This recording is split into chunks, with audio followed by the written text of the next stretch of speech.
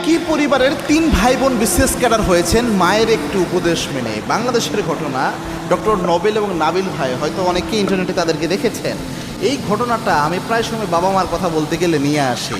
দেখেন, একটা উপদেশ মাত্র তাদের পরিবারটাই পাল্টিয়ে দিয়েছে। এমন দরিদ্র পরিবার ছিল, তারা বলছে আলোচনায় যে এমন হতো যে প্রায় সময়ই 3 বেলা ভাত তারা বাসায় খেতে পারতো না। এমন হয়েছে আগের দিন দুপুরের ভাত খেয়েছে, পরের দিন দুপুর পার হয়ে যাচ্ছে, প্রায় এরকম এক অবস্থা।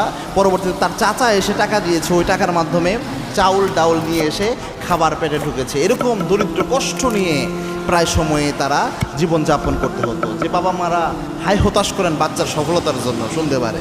তো এই ক্ষেত্রে যেটা হতো, তো তারা বলছে যে তার আম্মা ছিল অনেক আল্লাহওয়ালা, মোটামুটি নামাজ অনেক লম্বা সিজদা দিয়ে নামাজ পড়তো, দোয়া করতো অনেক বেশি বেশি। তো তার মায়ের একটা উপদেশ ছিল, যেই ভালো কাজই করতে যাবা, যাই করতে যাবা, 2 রাকাত নামাজ পড়বা।